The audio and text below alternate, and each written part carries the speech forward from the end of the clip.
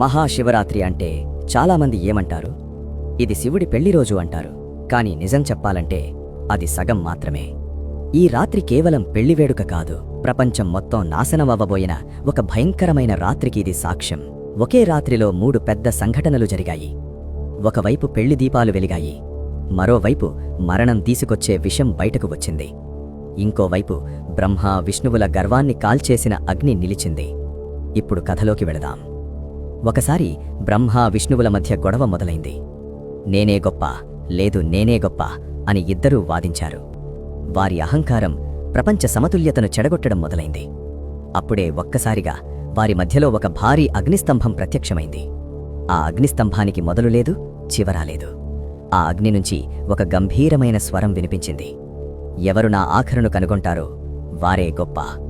బ్రహ్మ హంసరూపంలో పైకి వెళ్ళాడు, విష్ణువు వరాహరూపంలో క్రిందికి వెళ్ళాడు.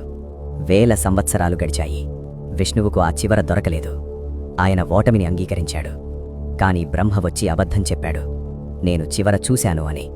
అప్పుడా అగ్నిలో నుంచి కాలభైరవుడు ప్రత్యక్షమయ్యాడు. అబద్ధం చెప్పిన బ్రహ్మ తలని శిక్షగా నరికేశాడు. అహంకారం ఛిద్రమైంది. ఎందుకంటే ఆ అగ్నిరూపంలో ఉన్నది స్వయంగా శివుడే. ఆయన అగ్నిరూపంలో చాలా వేడిగా ఉన్నాడు.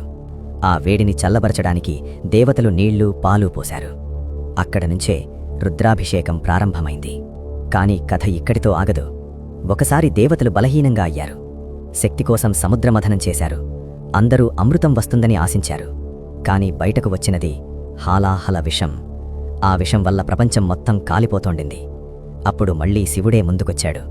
ప్రపంచాన్ని కాపాడడానికి ఆ మరిగే విషాన్ని తాగేశాడు. కాని దాన్ని కడుపులోకి వెళ్లనివ్వలేదు, గొంతులోనే ఆపేశాడు. అందుకే ఆయనకు నీలకంఠుడు అనే పేరు వచ్చింది. విషం వేడి వల్ల శివుడి శరీరం మండిపోయింది. ఆ మండుట తగ్గించడానికి దేవతలు రాత్రంతా నీళ్లు పాలు సమర్పించారు. ఆయనకు నిద్ర పట్టలేదు. అందుకే దేవతలు రాత్రంతా జాగరం చేసి భజనలు చేశారు.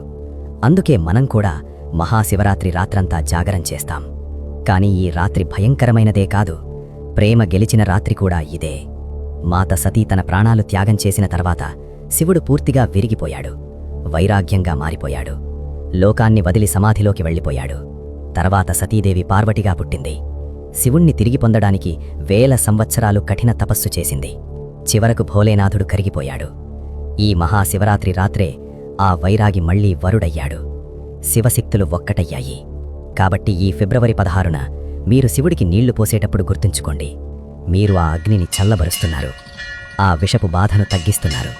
Her her Mahadev. కామెంట్స్లో తప్పక రాయండి.